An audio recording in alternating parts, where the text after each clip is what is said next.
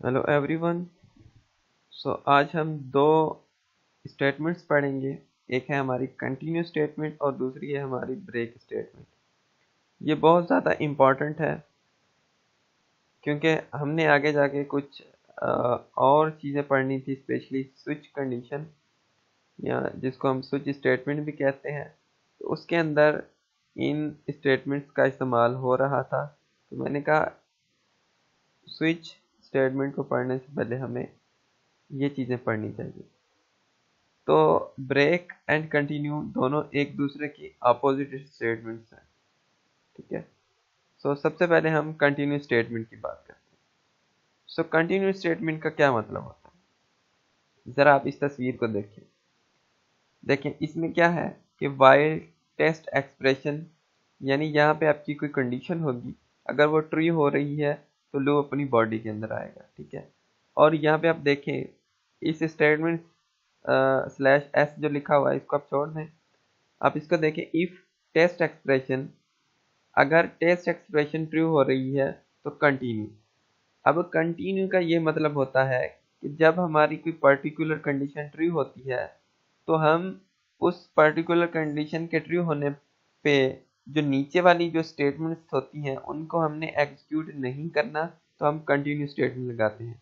Continue statement क्या करती है कि दोबारा लूप को अपनी बॉडी अपनी कंडीशन के पास ले जाती है। ठीक है। यानी यहाँ पे देखें हमने कंटिन्यू स्टेटमेंट का इस्तेमाल किया है, तो ये लूप दोबारा कंडीशन पे चला जाएगा। यानी जो आ, आपकी कंडीशन थी उसको उसने चेक करके नीचे वाली जो भी स्टेटमेंट्स थी उनको स्किप कर दिया, यानी वो दोबारा अपनी कंडीशन के पास चला गया। ठीक है। अब हम इसका प्रोग्राम बनाते हैं। सो प्रोग्राम फॉर लूप में बनाते हैं, तो उसके लिए एक इंटीजर वेरिएबल चाहिए। मैं आई ले लेता हूँ। फॉर लूप लगाते हैं, आई एक से चले और आई 10 तक चलता रहे। ये हमने लूप लगा लिया।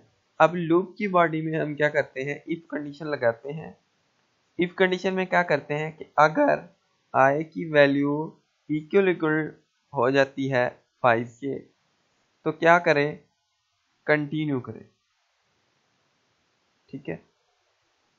अगर बराबर नहीं होती तो सी आउट करें किस चीज़ को, आई के अंदर जो वैल्यू है, और थोड़ा सा स्पेस प्रिंट हो उसके बाद। यानी मैं अब आपको समझा दूं कि आई से लूप चलेगा 1 से लेकर 10 तक। ठीक है।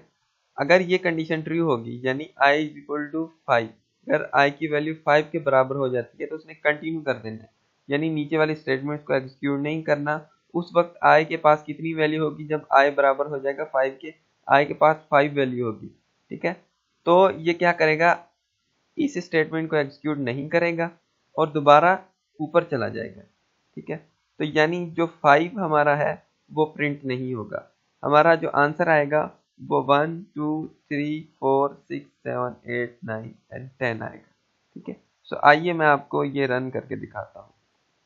देखें 1 2 3 4 और उसके बाद 5 नहीं है, 6 7 8 9 और 10। ठीक है।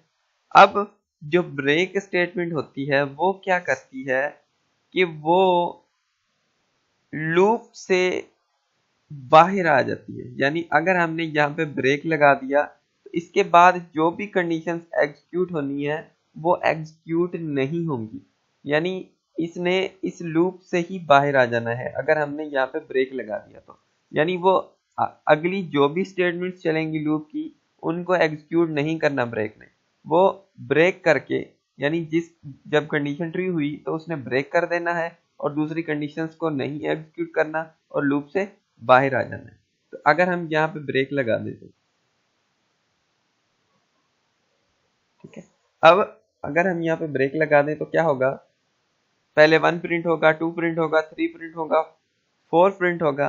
फिर जब आई की वैल्यू 5 के बराबर होगी, यानी 5 के बराबर, तो ब्रेक हमारी स्टेटमेंट चलेगी। जब ब्रेक स्टेटमेंट चलेगी तो ये कोई भी स्टेटमेंट एग्जीक्यूट नहीं होगी, ये डायरेक्ट लूप से बाहर आ जाएगा।